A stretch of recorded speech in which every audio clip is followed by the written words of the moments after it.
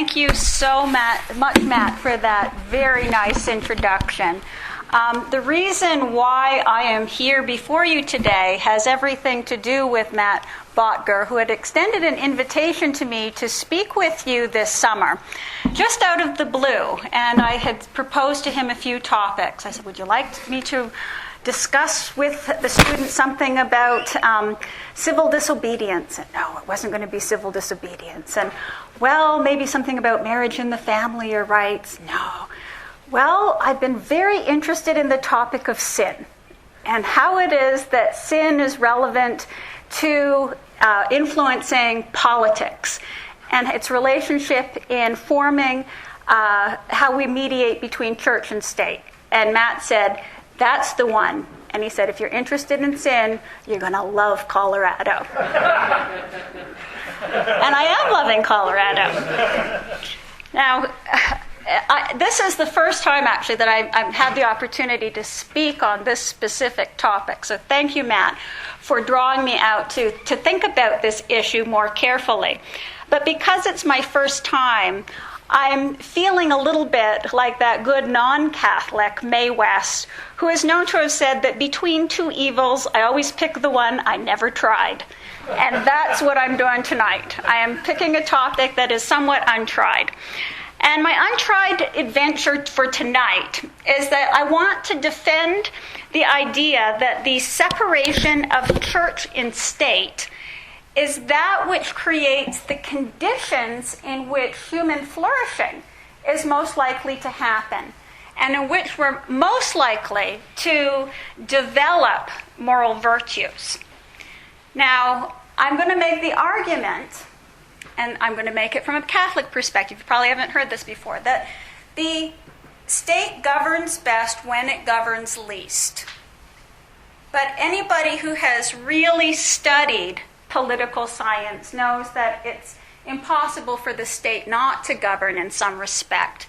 So more specifically, what my argument is that the state governs best when it supports the autonomy of churches, when it supports the autonomy of families, so that they are able to do their jobs well, and that these are the proper institutions in which we are to grow in moral virtue. I've called this lecture in defense of political anti-perfectionism, and you might be wondering what I mean by that. Well, what I mean by that is that I'm going to argue that it's not the role of the state to try to inculcate virtue in persons directly. And this is an argument that goes against Aristotle, because Aristotle believed that the primary function of the state was to ensure that people would grow in virtue. And this body of thought has been incorporated into Catholicism through Thomas Aquinas. So I've really bitten off a lot tonight, haven't I? Yeah, well, you can tell me where I'm wrong, but I'm going to make my argument. Now, obviously, in talking about relationships of church and state, the church that I have specifically in mind is the Catholic Church. It's the church in which I am formed. But I think that the argument does apply to those religions that instill within their adherents understanding of metaphysical truth, and which regard it as much of their role to foster the development of virtues, understanding that they're good ways to live and that churches are going to provide us with guidance in these domains. Well, first of all, I would take it as almost self-evident that churches are better than the state at encouraging growth in virtue, because that's what churches do. Yes? Much of what they do is that they instruct us on how it is that we are to live. They do more than that, but that's an essential component of what they do. And churches historically have exercised a benevolent yet indirect influence upon political authority. Now, in doing so, churches are oftentimes despised. They are despised because they speak truth to power. And they can only fulfill their role if they have a certain degree of autonomy from the state itself. Now, there are some who believe that if churches are so good in helping us to grow in moral virtue, wouldn't it be better if we could have the state be more like a church? There are some, and this was prevalent within Catholic thought until the beginning of the 20th century, that had endorsed a confessional state.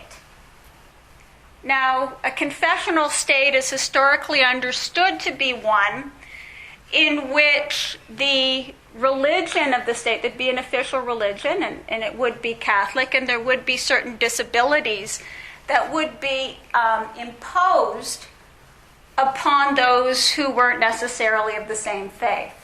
Now, most people today aren't endorsing that. But when people are thinking about a confessional state of any sort, they should remember that historically, the most robust example that we have of the confessional state were nation states that were governed under the divine right of kings.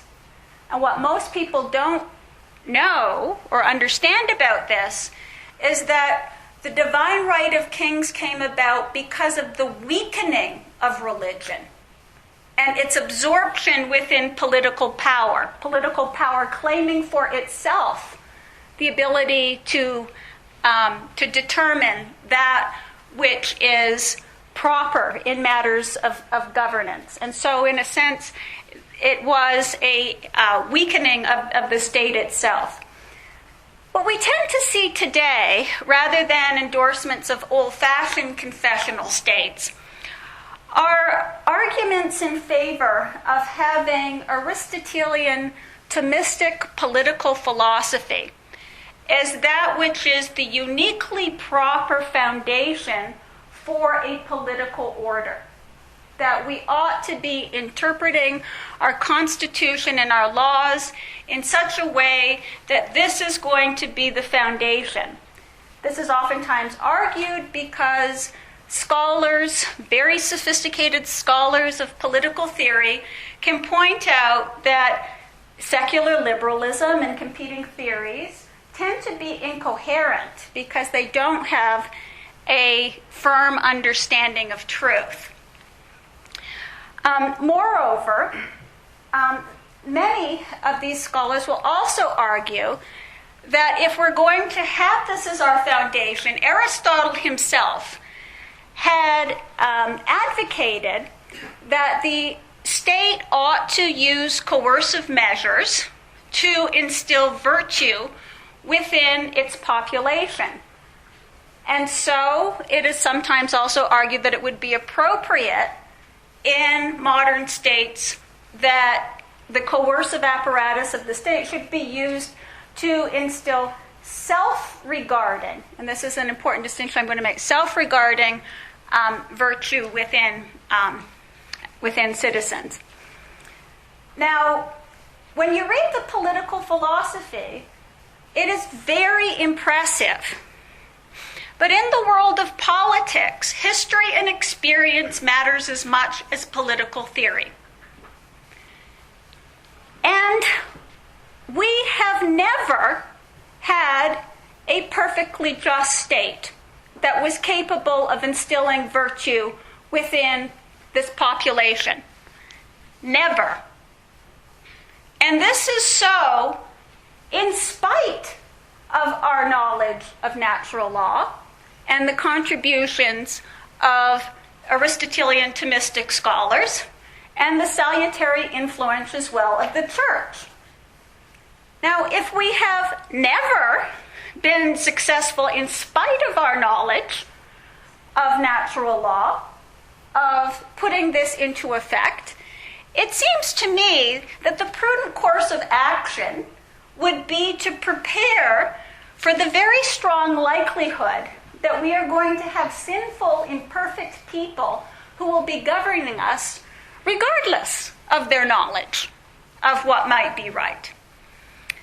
And I think that the good money is on betting that even if we were successful in having a state that were put into place that was dedicated to the implementation of perfectionist principles, we would likely end up with leaders who are not paragons of moral virtue, and who would not be successful in instilling virtue within citizens, although they would probably be quite successful in oppressing them.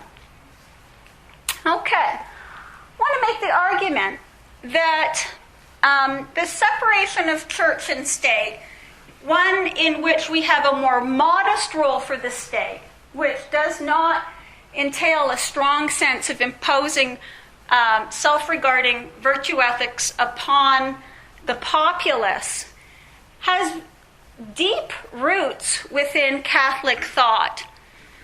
And the experience of the Catholic Church itself has been instructive oftentimes on the bad things that happen when you tend to get a melding together of church and state. I happen to love Augustine. I don't know about you, but I think he's great. He's a curmudgeon. One of the great lines by Augustine is that the life of man upon earth is warfare. Wow. Now, when he says the life of man upon earth is warfare, he's not speaking in a Hobbesian sense of this being a war of man against man. He's talking about the war that's going on within each one of our souls. That the life of man is warfare. He believed that reason is going to constantly be struggling with our passions. And it's going to be very difficult, even with our reason, to achieve virtue. And if we were successful in achieving virtue, we would still be miserable in this life. We would still suffer. Because the best things of this human existence are not of this world. It's from Augustine that we get this idea of the importance of the two cities. Yes, the city of God and the city of man. And the city of man, he believed, because his idea of a city, of course, was during the collapse of the Roman Empire, that the city of man was to have relatively modest objectives. That it existed to have an imperfect justice and peace. That it existed largely to serve the temporal ends of men. And he distinguished this from the city of God. The city of God being the metaphysical church in which Christians participate, which is geared towards everlasting life and the salvation of souls. And this is a realm that gives us great reason to hope. He believed, of course, as all Christian scholars have believed, that the city of God is superior in dignity to the city of man. But in this, he didn't mean that the city of God was to govern the city of man. That's not what he had in mind at all. It's simply that the city of God has within it knowledge of moral truth, the standards by which you keep political authority accountable. Because we also get from Augustine the idea that an immoral law is no law at all. Okay, the Augustinian idea of these two cities, two powers, was formalized within Catholic thought in 1497 in a letter by Pope Gelasius I called the Duo Sunt. And in this, Gelasius I had again iterated this idea that there are separate powers that exist, one which is temporal, one which is spiritual, and the spiritual power has a higher dignity because it is geared to the higher aspects of man's nature. And it doesn't have coercive power. In not having coercive power, this is part of why it has a higher dignity. That's much of what it's allowing it to appeal to the highest aspects of men's nature. All right. Well, in spite of the fact that in this earlier Christian thought that we had this articulation of the two cities, during the medieval period, sadly, it was the case that church and state oftentimes cooperated for temporal ends. And this did not serve the church well. For instance, it is the case, you've heard, I hope you've heard the old joke about the Holy Roman Empire, that it wasn't holy, it wasn't Roman, and it wasn't much of an empire, yes? Okay. Well, there's a lot of truth to that. There's a lot of truth to it because in medieval Europe, monarchs would oftentimes appoint abbots and bishops, and there was a practice of simony in which inferior men would oftentimes pay for these ecclesiastic appointments. We also had abuses with the Inquisition. Now, one thing that people oftentimes don't recognize about the Inquisition is that the Inquisition could only be made possible because of the cooperation of secular power with the religious. Because the religious didn't have that kind of power to use the sword. And it was oftentimes monarchs who were the most eager to enforce religious doctrine. And in enforcing religious doctrine, in putting down heretics, they also just happened to take their property. Okay. So this cooperation of church and state geared towards temporal ends did not serve the church well.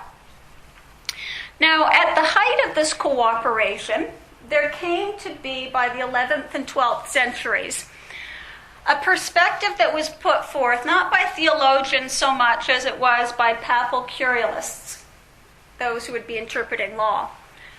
The argument that secular power was in fact delegated from the spiritual power of the church. In other words, there came to be this idea that emperors served at the pleasure of the Pope. Now, this did have some salutary effects. There was an investiture controversy that had happened, and in part because of the ability of the popes to convince nobles that the emperor was acting improperly. We were successful in deposing emperors who were wrongly appointing inferior bishops into office, because it's not the place of somebody who is of a secular nature to be having bishops into office. Well, Thomas Aquinas, in weighing in on this relationship between church and state, he came down more in favor of the traditional view that there is a real distinction that ought to exist between church and state, that the state did not get its power from the church. And he had argued that in matters relating to the salvation of souls, that we ought to obey the church.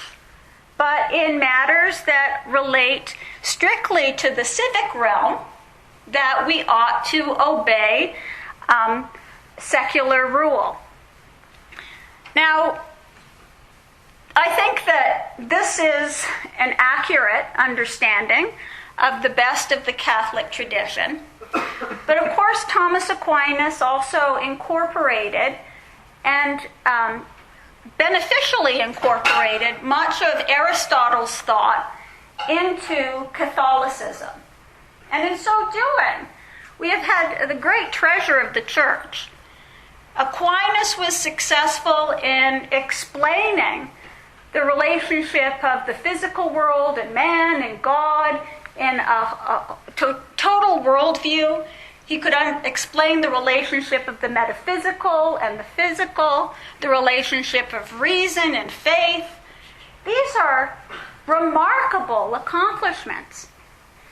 But I do think that in the political realm, political theory, that in incorporating Aristotle's virtue ethics, there are certain shortcomings that need to be considered, because Thomas Aquinas had believed that it would be proper for the state to punish individuals, oftentimes for self-regarding conduct, in order to make them virtuous. So to recall, Thomas Aquinas also believed, had argued that heretics who were corrupting the faith could properly be put to death by secular authority.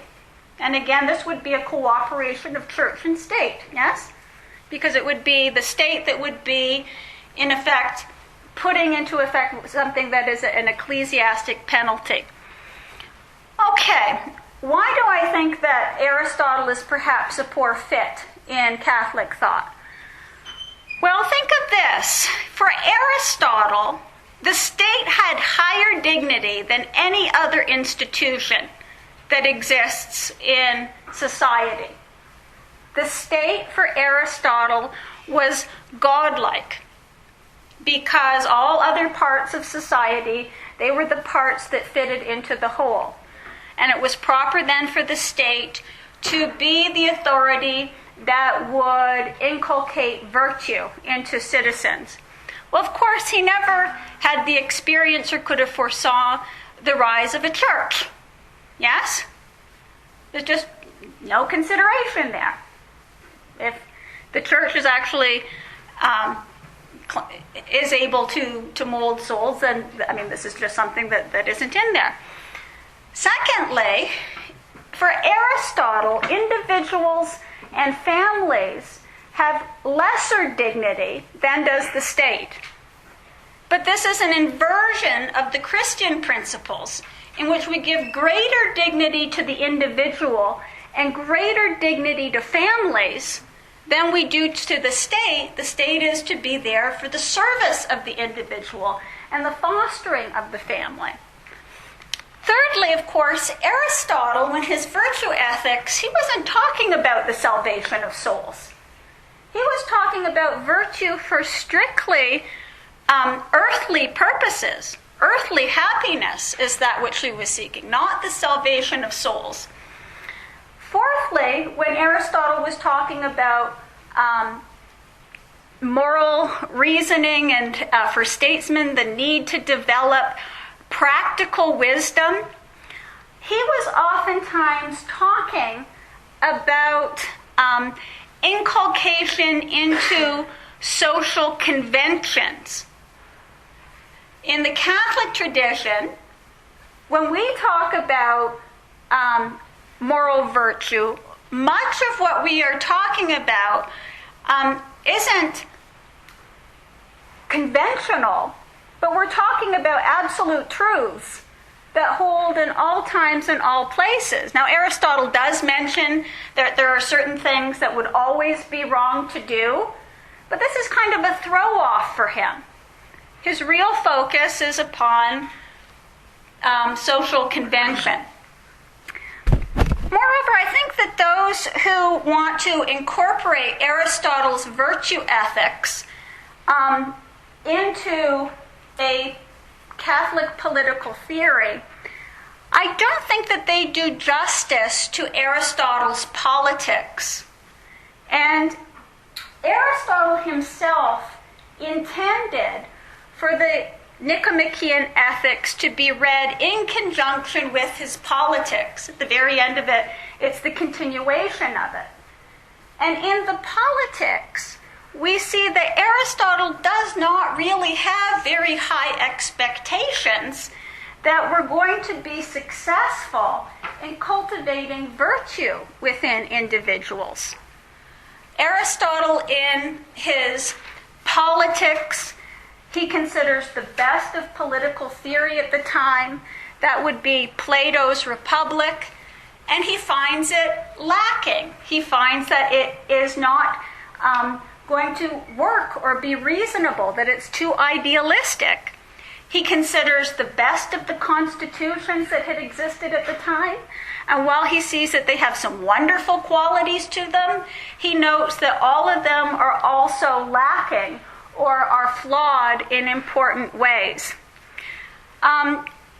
So Aristotle was of the view that the ideal probably is not going to be achievable, and that in terms of the mark that we should strive for in matters relating to virtue depend greatly upon the kinds of people that exist within a society, and reinterprets, in a sense, as ethics as something far more modest than what would have seen if you just read the ethics without his politics.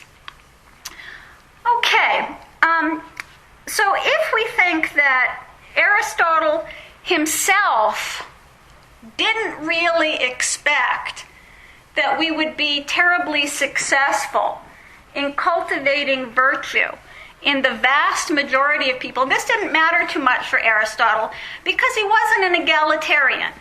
Equality is fundamentally a Judeo-Christian principle.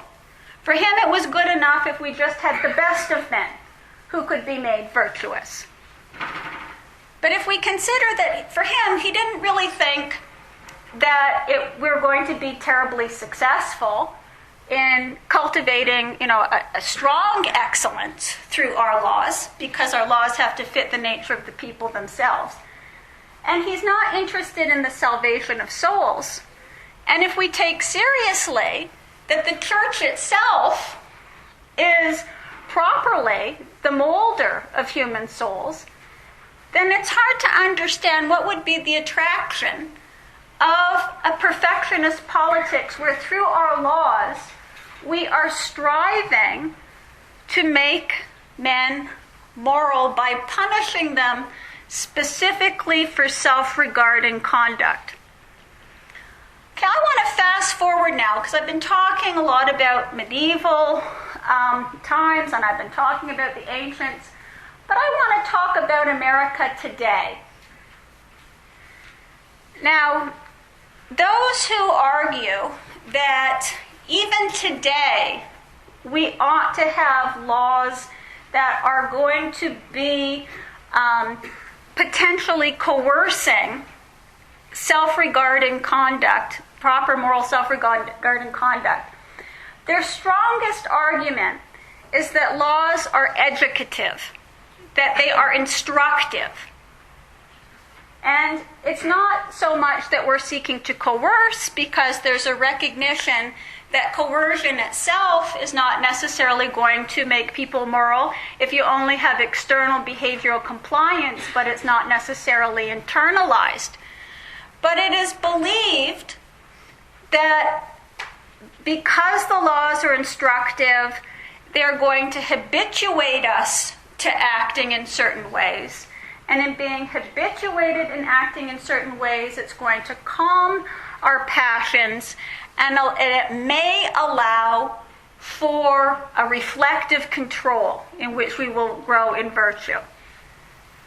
Okay, it may allow, but it may not. Whether it does or doesn't is a largely prudential judgment.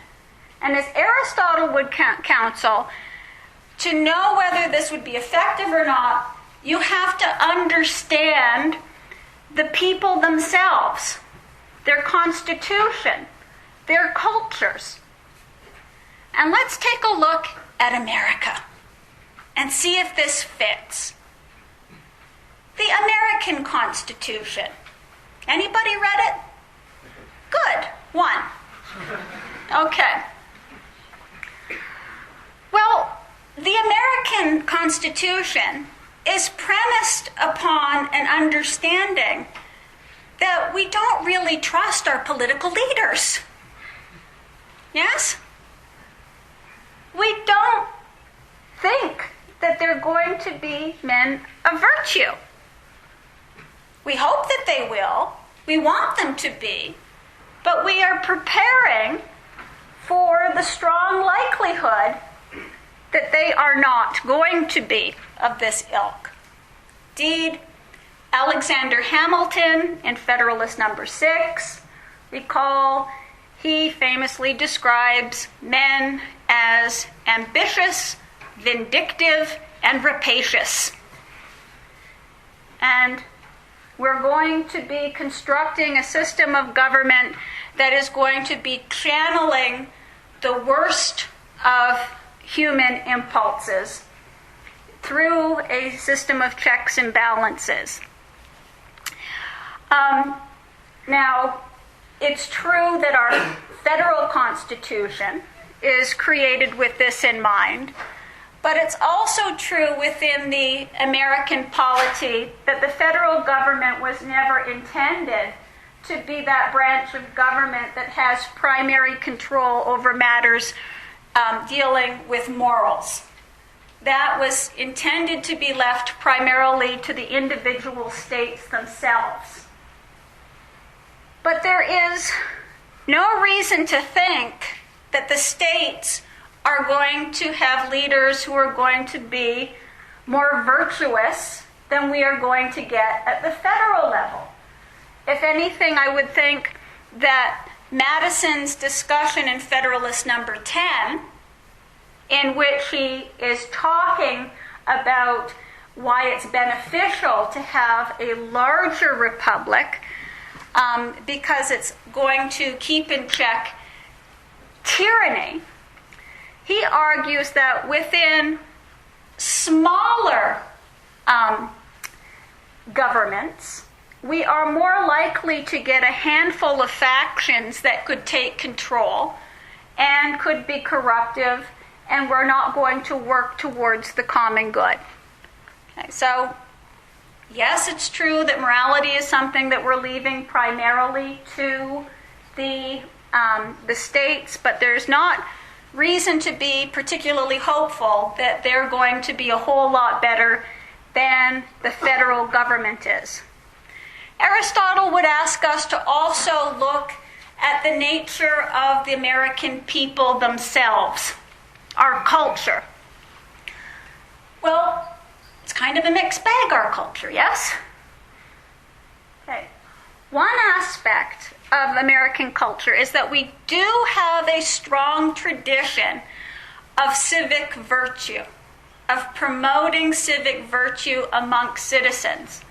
The Anti-Federalists, Madison, Jefferson, time again talking about the republic is only going to be sustainable if you have virtuous citizens that exist within it. And Tocqueville, of course, was a scholar who, above all, had noticed this prevalence of civic virtue that had existed within the Americans when he had visited the Republic in the 1830s.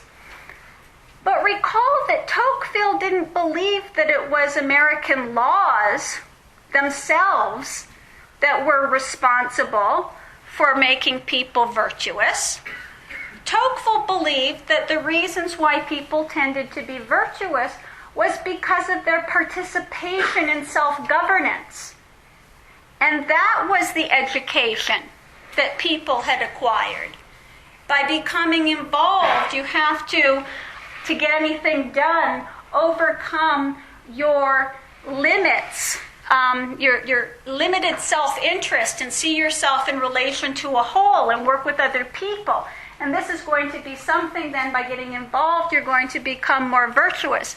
So too, he believed that religion was important within the United States in cultivating civic virtue. He famously had said that, with religion, Americans are still going to make money, they're still going to be concerned with material things, but they're going to do it honestly. Right? So we do have this tradition of civic virtue, but the tradition of civic virtue itself isn't tied in any strong sense to a belief that states are going to pass laws which themselves are going to make us virtuous. Also important to American culture, of course, are our strong values of liberty and equality. Americans love their liberty more than they love their virtue. Yes? Yes, they do. Okay, well,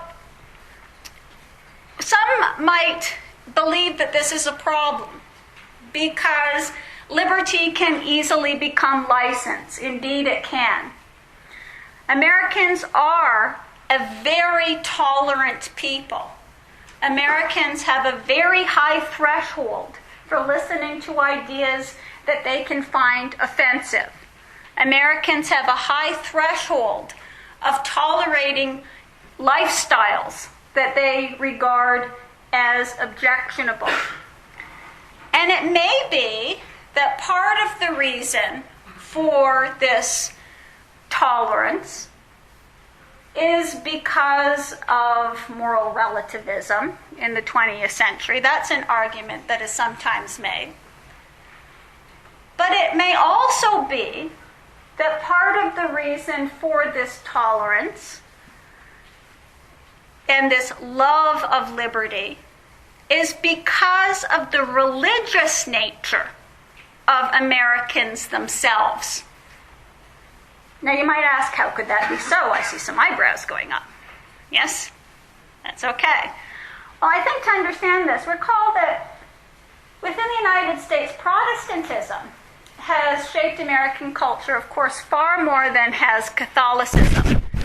I think it might be useful to examine some of the great Protestant theologians of the 20th century. I'm going to look specifically at Reinhold Niebuhr and his Nature and Destiny of Man, but also C.S. Lewis. And when we examine the thinking of leading Protestant theologians, one of the things that will stick out immediately is how much more Augustinian they are in their view of human nature. In the case of Niebuhr, he had argued that the human condition makes it very, very, very likely that we're going to sin. And why is that? He believed that it's very likely that we are going to sin because we are beings that participate both in the metaphysical, in the infinite, the realm of ideas, while we are also beings that exist within the temporal, the finite, and who are limited.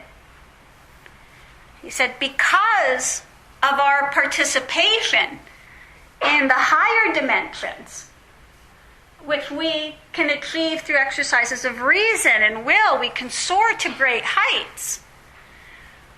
But in soaring to great heights, there's always this empirical dimension that keeps clipping our wings. And this in this frustration to overcome our own limitations, we're prone to overreach. We're prone to overreach in wanting to be more, to do more, to know more. And he said, in this, we have the seeds of the sin of pride. The seeds of the sin of pride being the tendency to believe that you know and that you can control and that your moral judgments are the right moral judgments.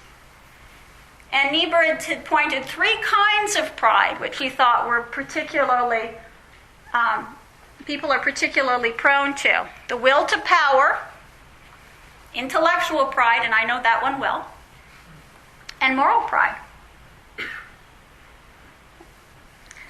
Now, he also spoke about sins of sensuality, that we're prone to sins of sensuality. And these would be involving drunkenness, temptations of the flesh, anything that is going to appeal to our more physical natures. Now, it's true that the sin of pride can lead us to sensual conduct. That's true. But it doesn't have to. Pride itself doesn't have to. And oftentimes, because we experience shame with those sorts of conducts, it might suggest that they have a separate dimension sometimes from pride. The kinds of ways in which sensuality diminishes us, it encourages, we're lax in our discipline, we engage in escapism, we tend to be terribly self-absorbed. And John Paul II would remind us as well that there's also going to be a temptation to use people, and of course there is a justice issue that's involved. But the sins of sensuality don't necessarily and always lead to injustice to others, whereas the sin of pride almost always leads to injustice to others, because we are going to be concerned with ourselves, positive that our judgments are correct, oftentimes judging other people wrongly and putting our interests first. Now, the sin of pride is regarded as the worst of sins. As C.S. Lewis had put it, it is the complete anti-God state of mind. If you think we should punish people criminally because they're proud, yeah? How's that going to work out? Who wants to be the first one to punish people for their pride? Even to try it. You know, it'd be difficult because we're all prone to that. And yet, we're very keen to punish people for the sin of sensuality. Yes? And why punish for the sin of sensuality? It seems somewhat arbitrary to punish for the one rather than for the other. Now, it seems that in matters relating to criminal law, a more sensible distinction can be drawn between actions that are going to harm others directly and actions which are going to harm ourselves. And in matters relating to harming of others, we're holding ourselves and others to expectations that, although it's going to take some work, we can live up to. We're going to be able, with some effort, to achieve that. The case of pride and the sins of sensuality chances are you're going to be a hypocrite. Yes? That's one of the problems with that. And there's going to be then the temptation of overreaching and oppressing. Also, note with this idea of punishing people for sensual behavior. Within a Christian tradition, this isn't sufficient, but I think it's an important consideration. Punishment is a very poor substitute for love. Now, and it is the case that our sins can be very instructive. I'm not encouraging you to sin in order to get these lessons, but I'm confident that if you think about it, you will attain these lessons. And these are that they teach us about our own imperfection. Our imperfection. That it is part of the human condition to be deeply imperfect. And that because of this imperfection, there's a need for forgiveness, to seek forgiveness, a need to atone. And if we're very fortunate to achieve some kind of redemption, and in that experience, to grow and to come to an understanding of divine love. And these are going to teach us lessons about the human conditions, lessons which have the potential to have us grow in virtue to a far greater extent than anything that the state could possibly do. Okay, from this discussion I want then to stipulate a few principles that I think are useful in guiding church-state relations. First, I think that the church, which is teaching metaphysical truths, is seeking to mold our souls, that it has the potential to teach us far more profound lessons. It has a greater potential to assist us in growing in virtue than the state has. That the state is properly limited. That it is properly limited for, in part, the better preservation of our liberties.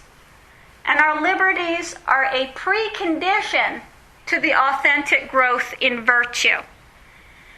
That it is the church and families, and I'll come to families soon, the church and families that are the proper molders of human souls. And that the church can only, and the family, can only achieve this role insofar as it has autonomy from the state. Because when the church is seeking to cooperate with the state and grab secular power, we have seen historically it does become sullied. It's not the proper objectives of the church. It has a higher calling than that. So too, if the state seeks to take religion to justify its own purposes, we do have a kind of perversion of religion that occurs. So this idea of a separation of church and state is valuable. Although the metaphor of the wall of separation between church and state, that's a chimera. That's never existed. And in fact, there is substantial interdependence that exists between the church and state. And it cannot be otherwise. I mean, Augustine himself had recognized that the church needs the temporal order in order to have within this realm the physical conditions for it to operate and just leave it alone. And so, too, the church has the potential in the formation of souls indirectly to benefit the state. But today, our conflicts between church and state are going to overwhelmingly be in two domains. The sources of the conflicts are, first of all, over ideologies that the state may adopt. Ideologies in which a state may deny the existence of metaphysical truth, or otherwise teach ideologies that are false and tend to be corrupting to the soul of persons. Secular liberalism, communism are such ideologies. Secondly, there are going to be conflicts with attempts by the state to overreach in such a way in which it is seeking to infringe upon the realm of the church and infringe upon the realm of marriage and family, both of which are properly outside of the state's control. Now, in this conflict, these conflicts which emerge, there's no doubt in terms of relations of power that the state has far more power than the church has. The church doesn't have temporal power. That's what it is to be the church. It doesn't have temporal power. What it does have, the ways in which the church does interact with the state, is that it acts as a critic, it speaks truth to power, and it works upon the consciences of the governed. And in working upon the consciences of the governed, speaking truth about the love of God, it has the potential to indirectly, and only indirectly, shape the state. Now, you might worry that this is really bad news for the church if this is all that we have. Well, maybe, maybe not.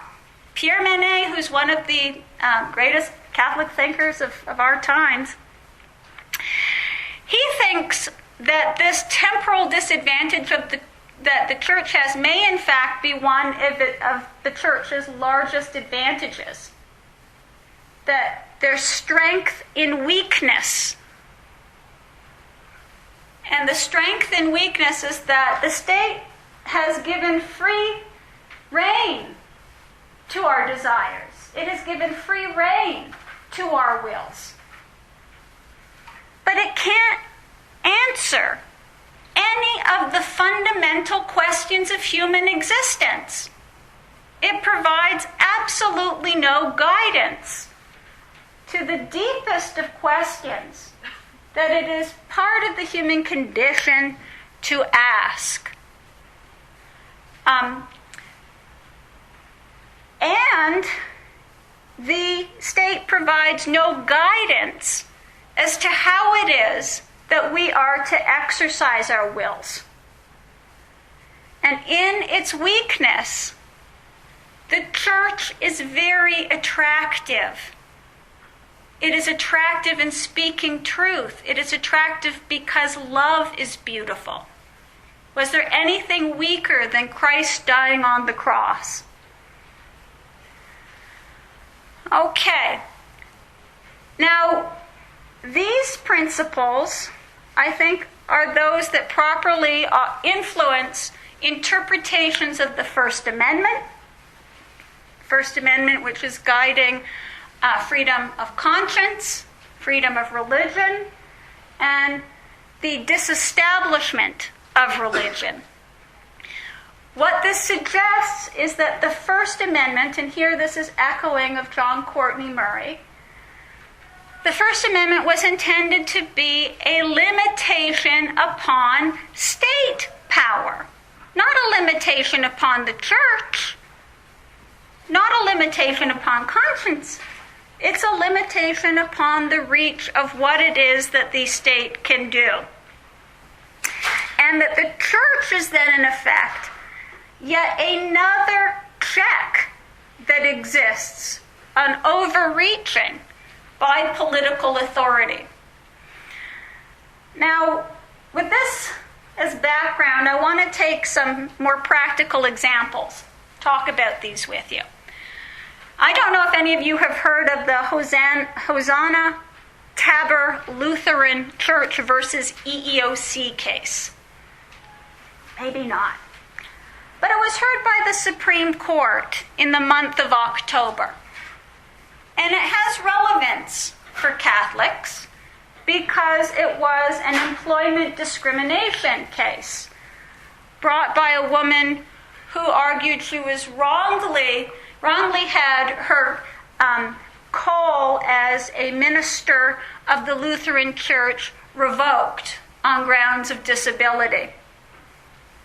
Of course, this is potentially a precedent for how the Supreme Court would deal with arguments that there's discrimination within the Catholic Church on gender grounds in the employment of clergy, yes?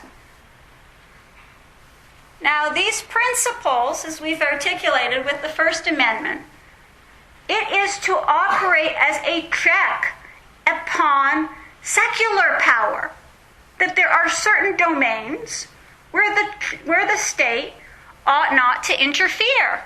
And that's the purpose of this disestablishment clause.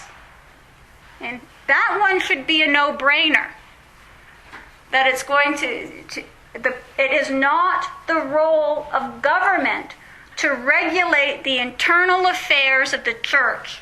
And of course that goes to employment issues. But I want to also consider with you some issues that oftentimes aren't thought of as church-state issues, but are prevalent in our culture today and are important for Catholics. I want to think about how laws governing homosexuality, laws governing contraception, might be governed by the principles that I have stated. Let me start with homosexuality, laws governing homosexuality. I don't think that it is a good idea for a state to outlaw homosexuality. This is the kind of self-regarding conduct that it would be ineffective, and it is potentially oppressive and overreaching for the state to be involved in that.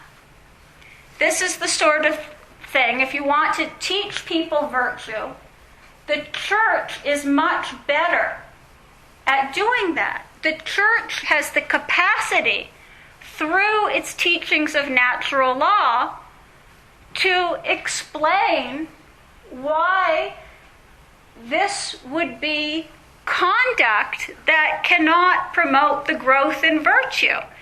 And it's not because it's unnatural, because that's not what natural law is about. Natural law is about the nature of a man is to be governed by reason, that our reason controls our passions. And there is a proper way when we reason to direct our sexuality. That's something the church can instruct in. Okay, well, I do not think it's a good idea to outlaw homosexuality. I think that churches cannot but be concerned when the Supreme Court creates a right to engage in sexual conduct of this nature. This brings a whole different set of concerns. And the reason that this is different is that when you speak of rights, you're talking of both moral and legal entitlements. The state is in fact putting forth a kind of teaching that is underlying the creation of this right, and that we can see in the Supreme Court's jurisprudence, one in which it is giving dignity to this conduct for no other reason than that it is sexual. And if it's giving dignity to this conduct for no other reason than it is sexual, it is suggesting that the desiring natures of human beings ought to be that which governs us rather than our reason. And this is deeply corrupting. So too, I think that the church cannot but be concerned when it comes to questions of marriage and whether same-sex marriage can be allowed. In addition to the concern that by creating such a right, it would be based upon a understanding of human beings as being governed by their desires properly, we have the additional concern that the state is absorbing within itself the institution of marriage. Marriage is properly a pre-political institution that exists independently of the state. When the state claims for itself the ability to define it, it is taking away the proper autonomy of marriage as an institution which is a center for teaching virtue. And I think the church has to be concerned about that.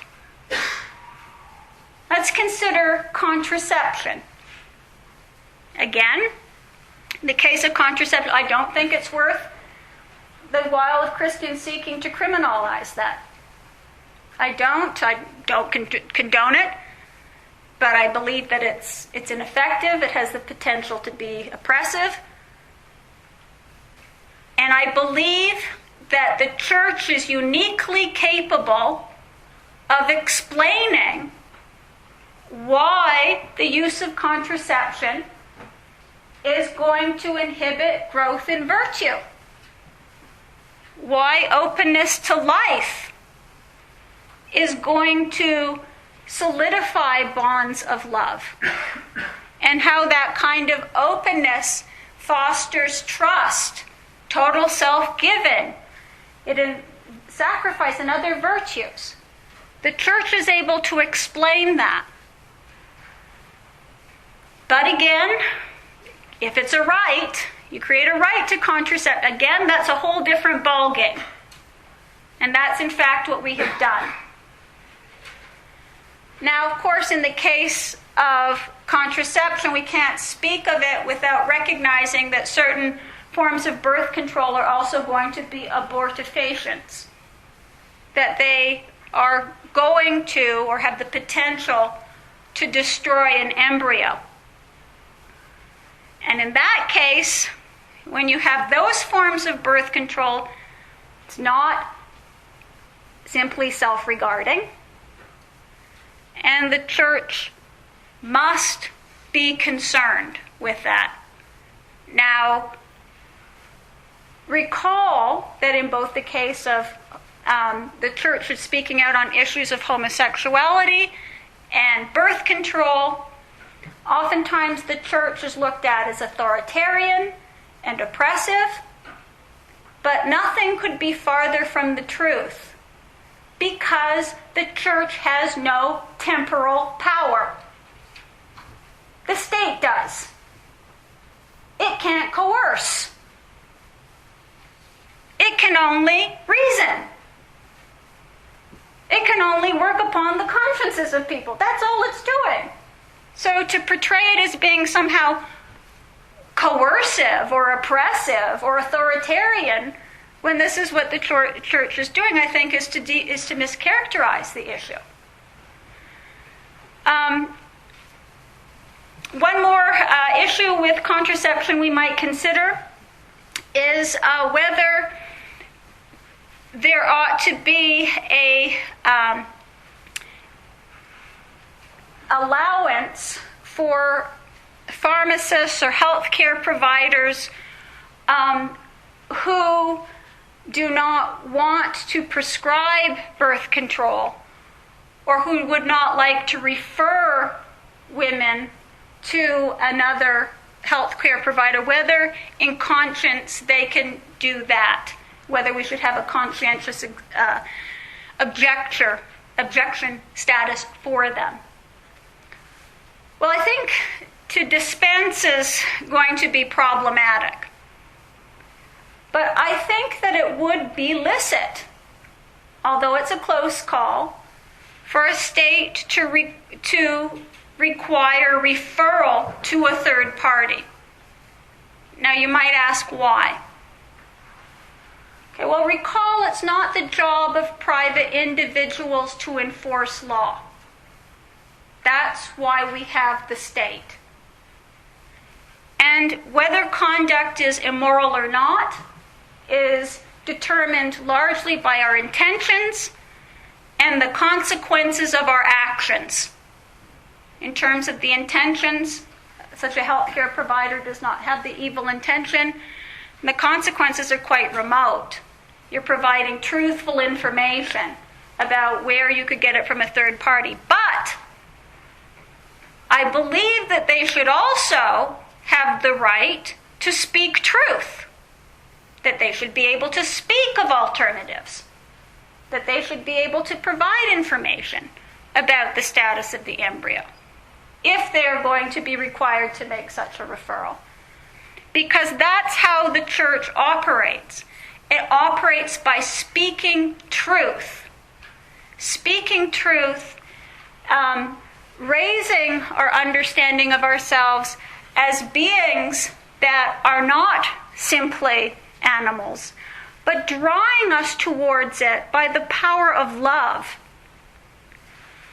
Now, for this reason, I think the church is uniquely capable, the church and the family, of the best capable of shaping souls, and that the state is far inferior to that than the church is. Conflicts are going to be unavoidable. They are unavoidable. But I think we do have principles that allow us, give us some kind of guidance as to how it is that we can mediate these. But I think key to this is understanding the importance of limiting the reach of the state, that is tied in part to the propensity of sin, and that for churches, of course, sin is an occasion for the possibility of redemption. Churches very rarely are going to prevent sin, but they do instruct. They do educate. They make it something that can bring about atonement and redemption, bring us closer to the divine light, channel our regrets in such a way that we are going to be in the service of love to others. And I think that it is because of the church fulfilling this function that there is the possibility that the state can benefit from the best of human nature at the same time that it ought to be suitably insulated from the worst of human propensities. And that's all I have to say.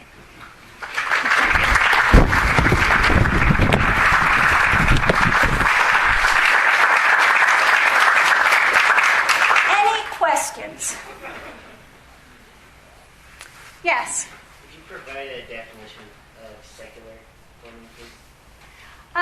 Secular just relates to governance of this world, that which is not spiritual, but is good as well. Sometimes people make a distinction between the spiritual and the secular and suggest that the secular things of this world are of a lesser dignity and corrupt, but there isn't necessarily that connotation to secular. It just means things that are of this world. So secular power is political power. Okay? Yeah? You spoke a lot of the dangers of so-called Christian perfectionism, but it seems that what's going on now is a kind of secular perfectionism. We're aiming for things like perfect liberty, perfect tolerance, and perfect equality. In some ways, isn't that press for a secular perfectionism just because Christians aren't pushing their own substantive views in the area? I mean, well, I think that your point is a really good one. But I think that to get back to this idea of perfection, in one sense, isn't it helpful to get back to the American founding? Whatever that is. Well, the principles are, much of it is based upon an understanding of the imperfection of human nature. Not that we're going to be perfect, but that it's deeply imperfect. I think an education in history helps tremendously. If anybody has any kind of belief that we are possibly going to be perfected, they should just crack open a history book. And, I think that does a lot to disabuse people. But in addition to that, I think that it's also worthwhile from those who are going to be speaking within their faith traditions to talk about human imperfection not in a pejorative sense, but as an opportunity to grow. And I think when that kind of message is something that might have the potential to reach, I think it's a mistake for either religious believers or for those who are non-believers and have a secular worldview to push for some kind of perfectionist ethics. And you're right. That does exist. I think you're right. It's very prevalent among secular theorists, progressive, this idea that there's naturally going to be progress. That change doesn't necessarily bring about progress. It's because it's change doesn't mean it's necessarily going to get better. If we look at history, things oftentimes go downhill, and temporal orders just don't last forever. Other questions? Yeah. Just to detail one point you made, you referred to the church has the ability to appeal to natural law. So the church can have, people have better recourse to the church for cultivating virtue rather than the secular state. My question is that since natural law is just that, it's on the level of nature rather than of grace, why is it that the church has sort of this priority in appealing to it? Why can't the state appeal to the level of nature just as successfully as the church? Okay. One of the confusions, again, that we have about natural law, and we see this in Hobbes, for instance, is that oftentimes natural law is understood as something that is based in a kind of simplistic understanding of nature. Natural law, as it's properly understood, is understanding of metaphysical reality, not of just physical nature. Natural law is understanding that it is the nature of humans to have reason, and because of reason, we can participate in understanding a reality that is not entirely, that is not of our creation, but that we can have some appreciation of it. That itself is a metaphysical presupposition. That itself is what our courts are denying. That we are beings that are properly guided by reason, that there is a moral order that we can understand. So why do I think that the church is better able to do that? Because the church is graced with not simply Scripture, and it also has within it a deeply sophisticated philosophical tradition. It's very well thought out. And oftentimes when you are dealing with others and speaking of natural law, you're not speaking the same language. I mean, if they're talking Hobbesian natural law, that just means that you're a pulsating piece of meat that happens to have desires. Okay? Yep. What do you think about bishops denying communion to politicians for their public actions? That's an excellent question. I think that when the bishops do that, of course, it's a last resort. That bishops are going to be appealing to reason and reaching out in a spirit of love. And that is always the best way in which we're going to reach out to other people. If bishops are going to make that prudential judgment, it is up to the bishops, in my view. And I believe that they would do so only because they have exhausted all other recourses. But generally, punishment very rarely brings about a meeting of minds and a changing of hearts. Other questions? Yeah? But you referred to the church and family. Yes. I didn't really explain the role of family. Good. All right. Families, like the church, exist outside of the state. They are institutions that have their own norms and reasons for being. There would be families, there would be marriages, if states happen to disappear. If tomorrow there was no more United States of America, I would still be married. Okay? Because there's a reality to it that goes beyond the license. Families, like churches, I mean, obviously families are the primary institution in which people are going to be schooled in virtue. This is the context in which children are going to be reared and educated. Their autonomy needs to be preserved if they are fulfilling their functions correctly, in the same way that the church's autonomy needs to be preserved if it is to fulfill its telos properly. So that is the comparison that I'm making. Both are institutions that exist outside of the state, but that there is this temptation that exists for the state to overreach. And that is what I believe is happening today. We have a redefinition of marriage. Now, of course, it's a redefinition that is happening oftentimes with very good intentions by people, concerns about equality with homosexuals. But the effect of it is to strengthen the state. The real beneficiary in this is that the state is absorbing within itself the institution of marriage and being able to define what it is. Also, that follows from that is that the state then gets to define parenthood. This is a tremendous overreaching. Others in the back? Yep. Yes?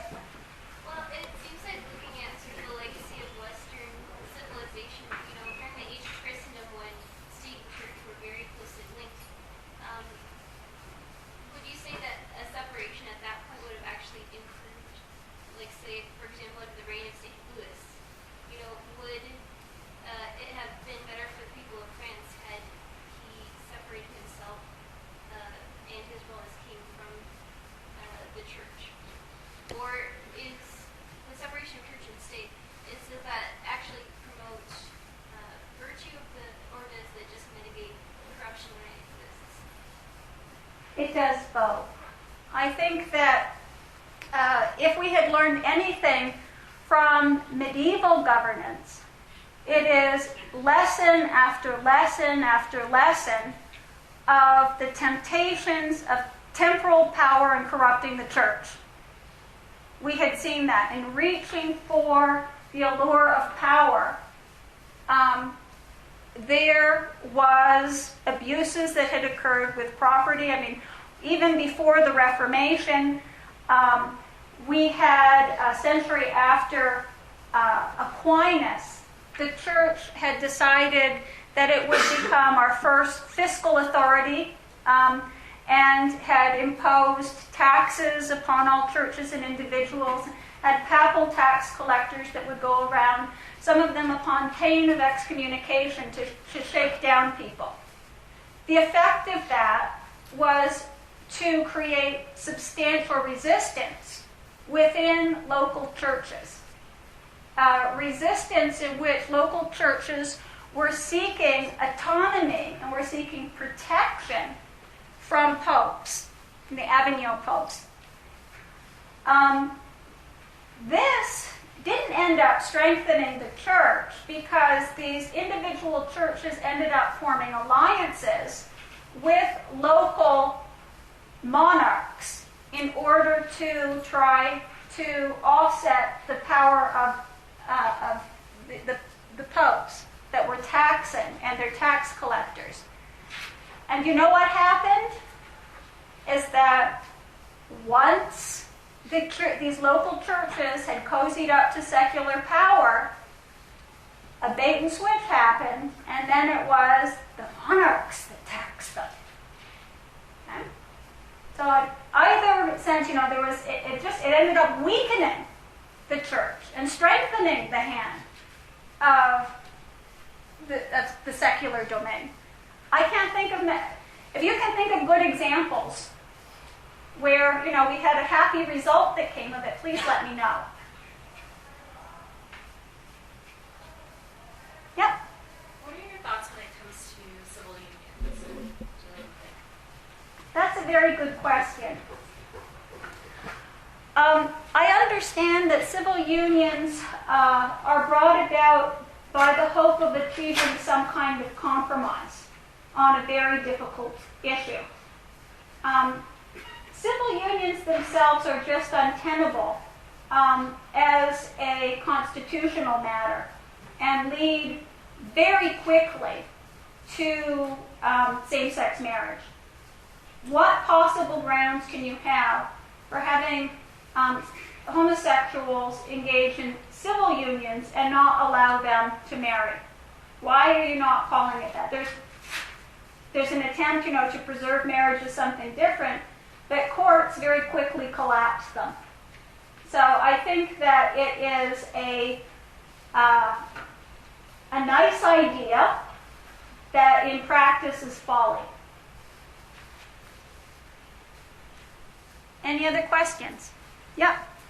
I was just thinking about, you're talking about the family being like a unit that the state, or it'll be there if the state disappears, but the state itself has the power to influence It does. the family's longevity or the life of a family, because now we live in a culture where most people are growing up in broken homes and broken families. So even when the state disappears, the family unit is not a unit. You're making an excellent point. It doesn't exist independently of the state, but can the state, through its laws, weaken and erode it? Absolutely it can. Just like through its laws, the state can weaken and erode churches. That is absolutely true. And again, and it's not just the state that can weaken families. Economies, as there's transitions from an agrarian society to an industrial society, there were tremendous strains that came with family life with that kind of transition. There could be lots of things. Changes in relations between major institutions of society that put strains upon them. That understood, that's partly why I'm making the argument that given that the state is going to affect these institutions, there's no keeping them completely separate. The proper way for it to regulate is to regulate in a way in which it upholds the independence of these institutions and supports and fosters them. Okay. People understand that with markets, yes? States regulate markets. You couldn't have a market economy without a state. You need the state to have private property. You need a state in order to have contracts. I mean, more than anything, even more than families, in order to have that kind of economy, you're going to have state regulation. And yet we talk about the state not overreaching And it's because of a sense of what is the proper limits of the state in shaping but doing no more. Any other questions? Yeah? You give homosexuality and contraception as examples of things that the state shouldn't outlaw. What is your view on abortion, whether the state should or shouldn't outlaw it? Oh, that's completely different. In the case of abortion, when you're dealing with human life, that's not self-regarding conduct. And I think that's the sort of question that the church cannot be indifferent to. Now, the church may consider, given the people themselves, prudentially, what may be the best way to get its message out. But can the church ever step back and say, well, no, that's just something where we're going to allow the teaching? No, this is involving a gross injustice to others. And when you have questions of justice to others, that is something the state properly ought to be regulating. And I think that it is a concern to, it ought properly to be a concern to churches. Yep. Would you say that England is a very good example of church and state cooperating together? Or how would you define England? Yeah, that's a good example. I mean, we do have an established church that exists within England. And one of the great ironies that many have observed is that in England, as well as in Europe, which have had traditions of established churches, they are far less religious than is the case in the United States. That in effect, the separation of church and state has done much to invigorate and to protect religion because of this understanding that it is appealing to the highest of our natures. It's not something that is political, that there's more to life than just power politics, and we're drawn to that and want to support that. Other questions? Yeah?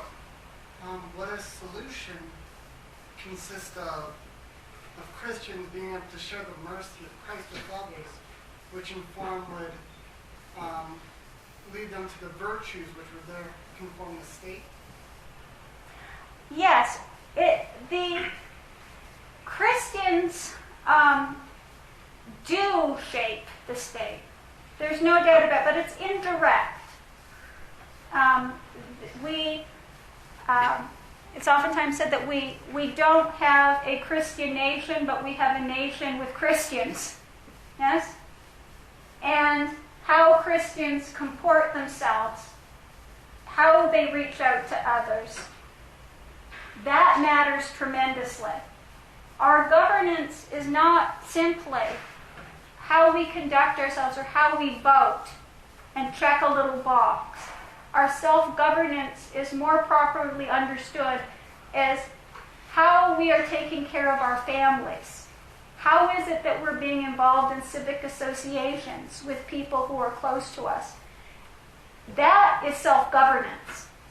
When we're involved in that, we are truly being free people. And that is much of which is cultivating our virtues, and it's also that which limits the reach of the state. Yeah.